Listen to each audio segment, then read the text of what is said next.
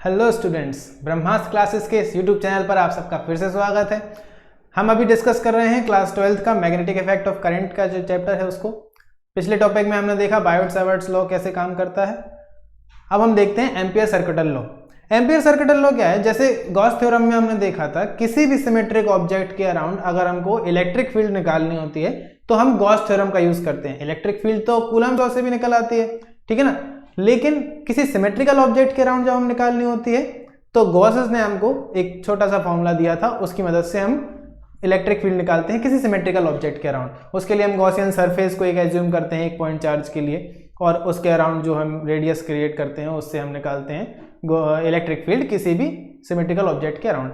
अभी हमने जो बायोट-सावर्ट लॉ देखा था वो भी किसी भी आर्बिट्ररी शेप के अराउंड जो है वो मैग्नेटिक फील्ड निकालने में काम करता है। लेकिन एम्पियर ने एक छोटा फॉर्मूला निकाला कि अगर कोई भी सिमेट्रिकल ऑब्जेक्ट आपके पास है और उसके अराउंड आपको मैग्नेटिक फील्ड निकालनी है करंट के द्वारा बनाई गई, तो उसको ये फॉर्मूला लगा के, एम्पियर सर्किटल लॉ का जो फॉर्मूला है उसको लगा के हम उसको सॉल्व कर सकते हैं, उसकी मैग्नेटिक फील्ड निकाल सकते हैं किसी भी सिमेट्रिकल ऑब्जेक्ट की। याद रखने वाली बात यह है कि ampere circuital law symmetrical objects के अराउंड काम करता है।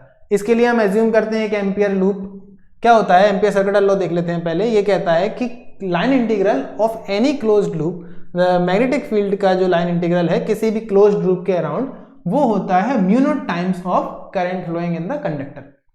क्या मतलब होगा? सबसे पहले हम ये देख लेते हैं कि लाइन इंटीग्रल किसी भी क्लोज्ड लूप का होता क्या है। मान लीजिए कि एक वायर है आपके पास, ये एक वायर है, ये एक कंडक्टर है, इसमें आई करंट फ्लो हो रहा है।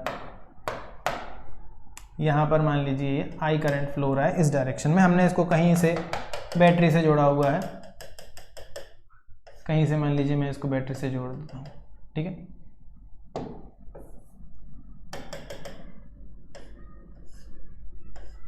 ये बैटरी से जुड़ा हुआ है, ठीक है। तो ऐसे करंट इस डायरेक्शन में करंट फ्लो हो रहा है आई डायरेक्शन में।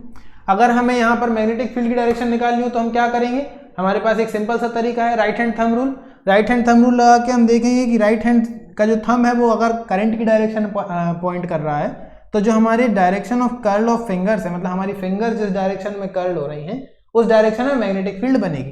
तो हमारी फिंगर इस डायरेक्शन में कर्ल हो रही है, अगर मैं राइट हैंड के थंब को करंट की डायरेक्शन में पॉइंट करूं तो हमारी जो कर्ल की डायरेक्शन है, फिंगर्स की डायरेक्शन, वो इस डायरेक्शन में आएगी।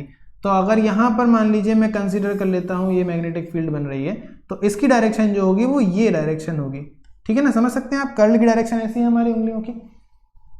अब एम्पियर बोले कि किसी भी करंट कैरिंग कंडक्टर के अराउंड जब हम चाहते हैं, आप इसके अराउंड घूमिए, तो इसको घूमने के लिए मतलब कंप्लीट सर्कल होना चाहिए। अगर ये जो एम्पियर सर्किटल लॉ है ये कभी भी ओपन लूप में काम नहीं करता, यहां से यहां तक जाने में ये काम नहीं करेगा। इसके लिए होना चाहिए एक क्लोज्ड लूप। तो हम जो एम्पिरियन सरफेस जो हम एज्यूम करेंगे वो एक क्लोज्ड लूप होगा, ठीक है। वो किसी भी शेप का हो सकता है, वो ऐसा भी हो सकता है, वो एकदम गोल भी हो सकता है, वो ओवल शेप का भी हो सकता है, वो किसी भी आर्बिट्ररी शेप का हो सकता है, लेकिन जरूरी क्या है कि वो क्लोज्ड हो, ओपन लूप नहीं। यहाँ ऐसा अगर हम लूप ले लें तो ये लूप जो है ये काम नहीं करेगा एम्पियर सर्किटल लॉ के लिए, ठीक है। तो देख लेते हैं, एक कंसीडर कर लिया हमने ये लूप। इस लूप के अराउंड जितना भी करंट पास हो रहा है, मान लीजिए यहां से इस लूप के अराउंड, ये जो लूप है इस लूप के अराउंड कितना करंट पास हो रहा है? आई करंट ही पास होगा। आप इस लूप को कहीं भी ले जाएं, इस लूप का शेप कुछ भी कर दें, इसके अराउंड आई करंट ही पास होगा, क्योंकि इस पूरे तार में आई करंट बह रहा है, ठीक है ना। ये जो करंट है ये आई करंट है, आई करंट यहां से यहां तक बह रहा है। तो ये लूप आप इस पूरे वायर की लेंथ पे कहीं भी रख दें, इस लूप में से आई करंट पास होने वाला है। हाँ, अगर आप इस लूप को यहां रख दें तो इसमें से कोई करंट पास नहीं होगा, यहां रख दें तो इसमें से कोई करंट पास नहीं होगा, लेकिन इस कंडक्टर की लेंथ के अराउंड कहीं भी आप रखेंगे तो इसमें से आई करंट ही पास होगा। तो एम्पियर के लॉ जो है, एम्पियर का जो लॉ है वो ये कहता है कि किसी भी करंट कैरिंग कंडक्टर के अराउंड अगर आप एक क्लोज्ड पाथ कंसीडर कर लेते हैं, वैसे तो होता नहीं है लेकिन अगर हम कंसीडर कर लें तो उसका जो लाइन इंटीग्रल है, लाइन इंटीग्रल क्या होता है ये देख लीजिए। लाइन इंटीग्रल निकालते कैसे, पहले ये देख लें कि अगर मान लीजिए हम एक लूप में ट्रेवल कर रहे हैं, मान लीजिए आप एक सर्कुलर पाथ में ट्रेवल कर रहे हैं। हमने 9th क्लास के चैप्टर में सीखा है कि जो भी सर्कल है वो सर्कल हमें पता है बहुत छोटी छोटी सी लाइनों से मिलकर बना हुआ है, ठीक है। तो यहां पर एक लाइन कंसीडर कर लेता हूं, यहां पर ये लाइन कंसीडर कर ली मैंने। इस लाइन की जो डिस्टेंस है उसको dl मान लेता हूँ, छोटी सी डिस्टेंस है तो dl मानेंगे, टोटल डिस्टेंस जो है वो l है, तो ये जो छोटी सी मैंने स्ट्रेट लाइन कंसीडर की है इसको मैं dl मान लेता हूँ। और इस dl के अराउंड एक मैग्नेटिक फील्ड बन रही होगी। हमेशा आपने देखा है कि मैग्नेटिक फील्ड की डायरेक्शन हर जगह अलग अलग होगी।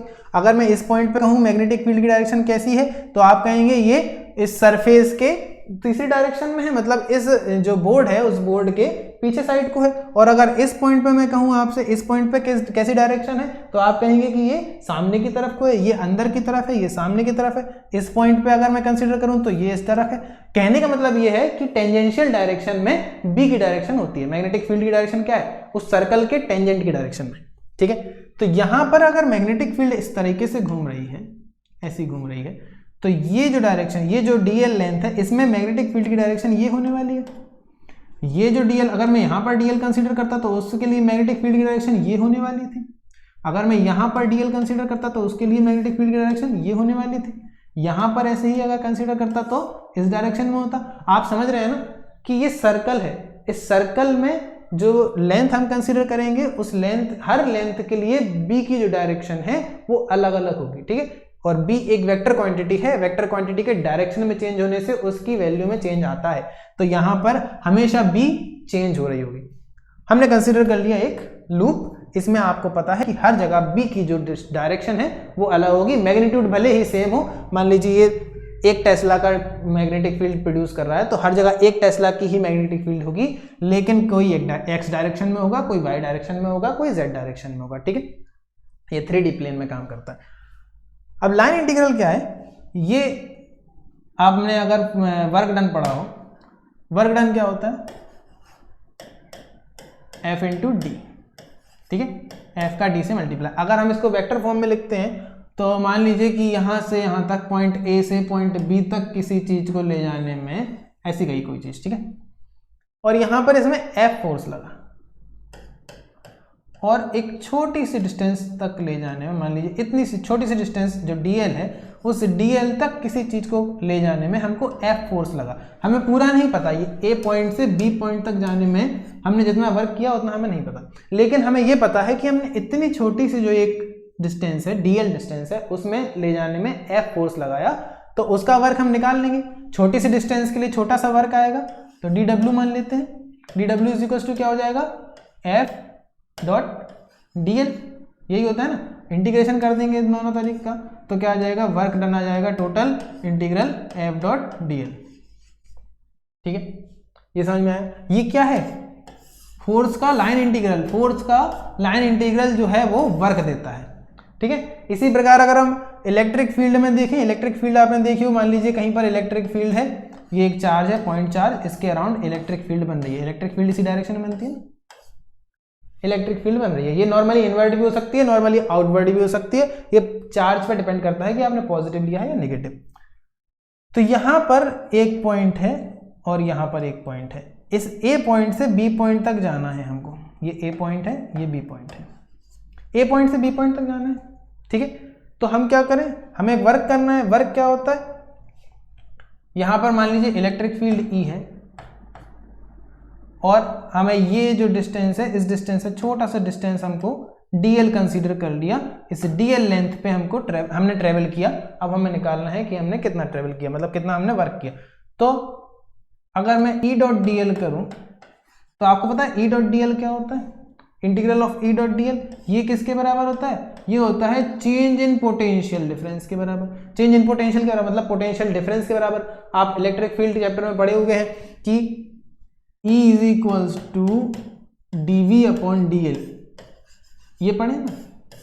ये क्या है, E डॉट dl। अगर मैं इलेक्ट्रिक फील्ड का डिस्टेंस लाइन इंटीग्रल निकालूं तो वो क्या देता है हमें, पोटेंशियल डिफरेंस।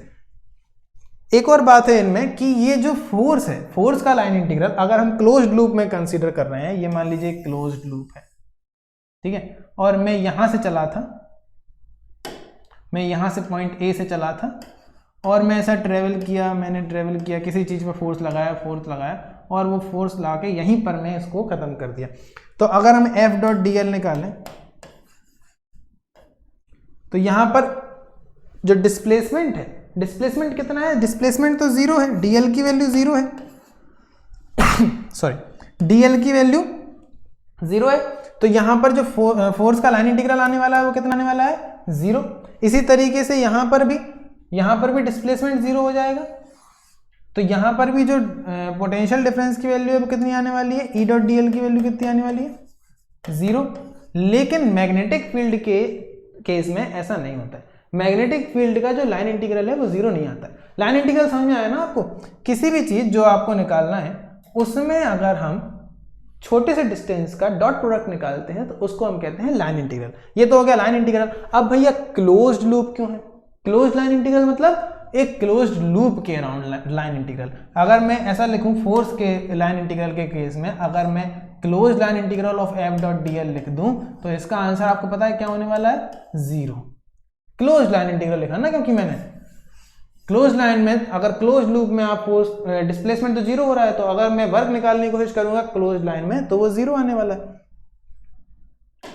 लेकिन यहां पर मैग्नेटिक फील्ड के केस में मैंने आपको बताया ऐसा नहीं होता है। तो एम्पियर ने बोला कि अगर आप किसी भी क्लोज लूप के अराउंड ट्रेवल कर रहे हो, जो कि क्लोज लूप एक आई करंट से होकर निकलता है जिसमें आई करंट बह रहा है, तो उसमें जहां जहां पर बी की डायरेक्शन चेंज हो रही है वहां वहां की हम छोटी छोटी सी लेंथ को कंसीडर करते जाएं।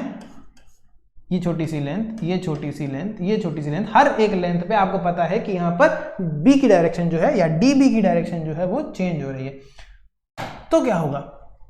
तो एम्पियर बोले कि closed line integral of magnetic field is equals to mu not times of the total current flowing in the conductor.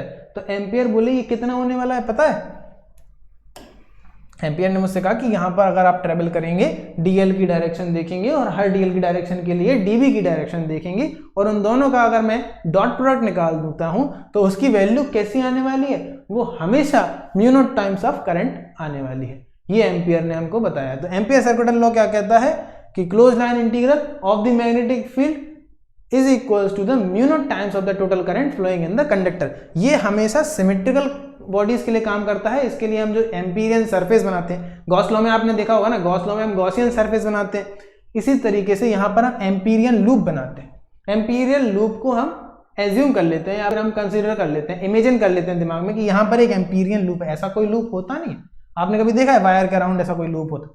ऐसा कोई लूप होता नहीं है। लेकिन अगर हमें एम्पीरियल सर्कुलर लॉ का यूज करना है तो हमें उसके अराउंड एक एम्पीरियन लूप बनाना रहेगा। एम्पीरियन लूप बना के हम क्या करेंगे, वहां पर मैग्नेटिक फील्ड देखेंगे और छोटी सी डिस्टेंस जो हमने है उसको डीएल माना है, डीएल को ले लेंगे। उसको वो किसके बराबर होने वाली है हमें पता है, mu not times of I. Mu naught क्या है? Permeability of the free space. ठीक है, म्यू नॉट के बारे में हम पहले बात कर चुके हैं। म्यू नॉट है परमिएबिलिटी ऑफ फ्री स्पेस। आशा करता हूं आप सबको एम्पियर सर्कुलर लॉ समझ में आया होगा। आगे के लिए धन्यवाद।